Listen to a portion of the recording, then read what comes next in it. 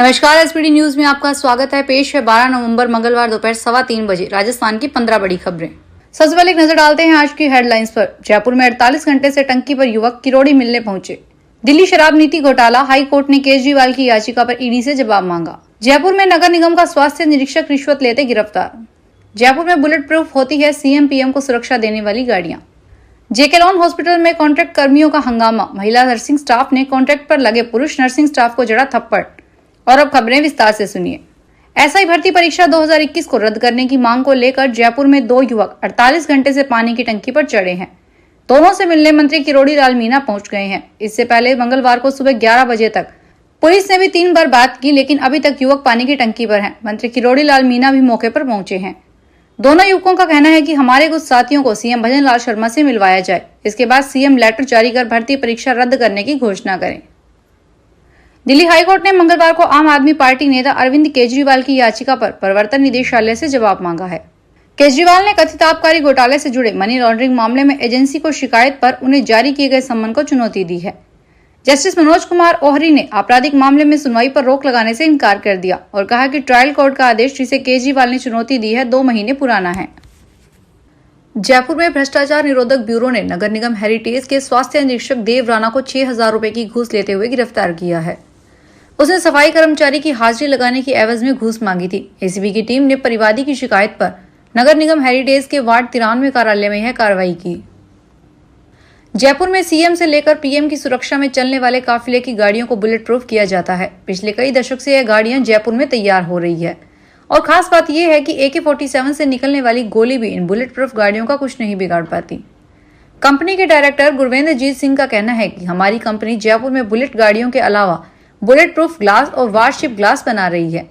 सेना के लिए भी हम बुलेट प्रूफ ग्लास तैयार कर रहे हैं। पूरी गाड़ी को 360 डिग्री बुलेट प्रूफ तैयार किया जाता है। उन्होंने कहा कि खास बात यह है कि देश में जितने भी राज्य हैं उनके मुख्यमंत्री की सुरक्षा में लगने वाली बुलेट प्रूफ गाड़ी हमारी ओर से ही तैयार की जा रही है।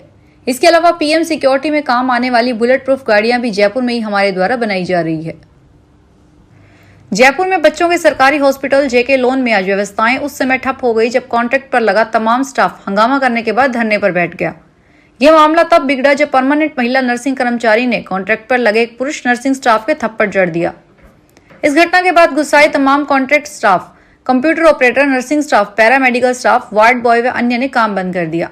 सूत्रों के मुताबिक वार्ड बॉय की कमी हॉस्पिटल में चल रही है। एक वार्ड से दूसरे वार्ड में एक वार्ड बॉय की ड्यूटी लगाने के बाद दोनों नर्सिंग स्टाफ के बीच विवाद हो गया। इसमें गुस्साई महिला नर्सिंग स्टाफ निर्मा मीना ने पुरुष नर्सिंग स्टाफ योगेंद्र पांडे के थप्पड़ जड़ दिया। दिल्ली में 14 नवंबर से 43वें इंडियन इंटरनेशनल ट्रेड फेयर का आगाज होने वाला है। यह ट्रेड फेयर 14 नवंबर से लेकर 27 नवंबर तक चलेगा, लेकिन आम लोगों के लिए ये 19 नवंबर को खुलेगा। 14 नवंबर से 18 नवंबर तक सिर्फ बिजनेस क्लास लोगों की एंट्री मिलेगी। इस ट्रेड फेयर में देश के सभी राज्यों के स्टॉल होंगे, वहीं कुछ विदेशों के भी स्टॉल होंगे। भारत अंतर्राष्ट्रीय व्यापार मेला 14 से 27 नवंबर तक सुबह 10 बजे से शाम 7:30 बजे तक दिल्ली के प्रगति मैदान में आयोजित किया जाएगा। हर साल की तरह इस बार भी Delhi metro rail corporation ticket भेजेगा। रेलवे ने यात्रियों की सुरक्षा को ध्यान में रखते हुए इंदौर जोधपुर एक्सप्रेस के रुनीचा स्टेशन पर हाल्ट का आदेश जारी किया है। फतेहाबाद चंद्रावतीगंज के रास्ते चलने वाली ट्रेन संख्या 14801 और 14802 इंदौर जोधपुर ट्रेन मंगलवार से रुनीचा स्टेशन पर हाल्ट करेगी। राजस्थान विधानसभा के अध्यक्ष वासुदेव देवनानी ने इंडोनेशिया दौरे पर बाली के विधानसभा चेयरमैन देवा मेड महानदयाना ने शिष्टाचार मुलाकात की। इस भेंट के दौरान दोनों के बीच भारत और इंडोनेशिया के चुनाव प्रणाली, संसदीय प्रणाली, संस्कृत भाषा, पर्यटन, शिक्षा, रोजगार और अंतर्राष्ट्रीय व्यापारिक संबंध सहित दोनों विधानसभाओं की कार्यवाही, कार्यप्रणाली, सदन संचालन और संसदीय परंपराओं व नियमों पर विस्तृत चर्चा हुई। राजस्थान में सुबह बीकानेर और आसपास के क्षेत्रों में कोहरा छाने लगा है। आज भी कोहरे के कारण विजिबिलिटी कम रही। वहीं श्रीगंगानगर में स्मॉग रहा। पिछले 24 घंटे में सबसे ज्यादा तापमान बाड़मेर में, जबकि सबसे कम तापमान हिल स्टेशन माउंट आबू में दर्ज हुआ है।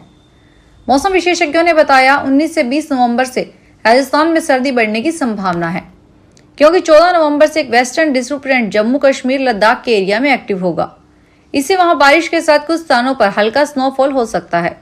इस सिस्टम प्रभाव से उत्तरी और मध्य भारत के राज्यों में सर्दी की शुरुआत होने की संभावना है। सर्दियों में कोहरे के कारण ट्रेन संचालन में प्रभावित होता है। कई बार ट्रेनें घंटों लेट हो जाती है। इस समस्या के निवारण के लिए उत्तर पश्चिमी रेलवे की ओर से लोको पायलट को इंजन में उपयोग में लाने के लिए फॉग सेफ्टी डिवाइस दिए जा रहे हैं। अब तक चारों मंडलों में 875 फॉग सेफ्टी डिवाइस दिए जा चुके हैं। जोधपुर मंडल को 202 डिवाइस मिले हैं। इस डिवाइस की लाइफ 5 साल होती है।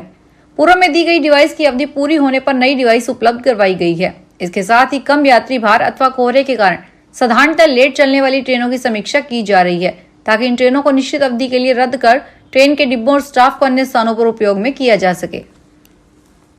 जोधपुर शहर में पेयजल संकट गहरा रहा है। कायलाना व तख्त सागर का जल स्तर कम होता जा रहा है।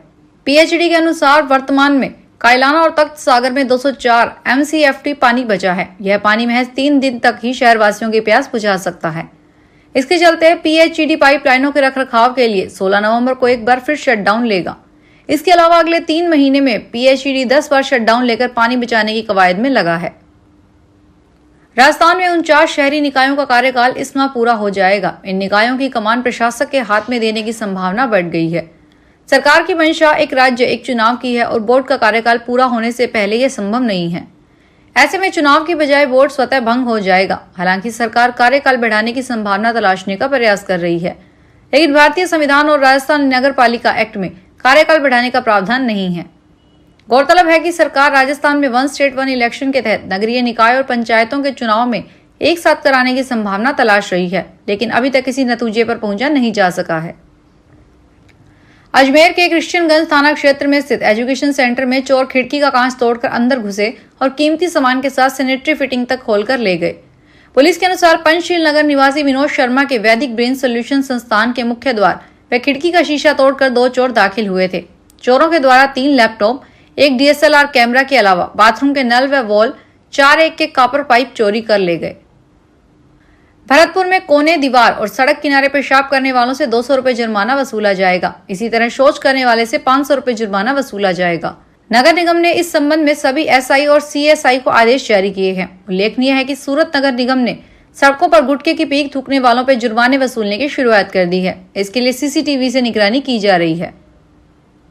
बाड़मेर गवर्नमेंट मेडिकल कॉलेज में अलग अलग रैगिंग मामले में 14 मेडिकल छात्रों के खिलाफ कार्रवाई की गई है। इसमें 8 छात्रों को हॉस्टल से सस्पेंड कर दिया गया है। वहीं 6 छात्राओं की ओर से गलती मानने पर उन्हें चेतावनी पत्र दिया गया है। कॉलेज की एंटी रैगिंग कमेटी की सोमवार को हुई मीटिंग में सभी पीड़ित और आरोपियों का पक्ष सुना गया। इसके बाद कमेटी सदस्यों ने चर्चा कर सहमति से निर्णय लिया। फिलहाल इस बुलेटिन में इतना ही। फिर हाजिर होंगे बड़ी खबरों के साथ।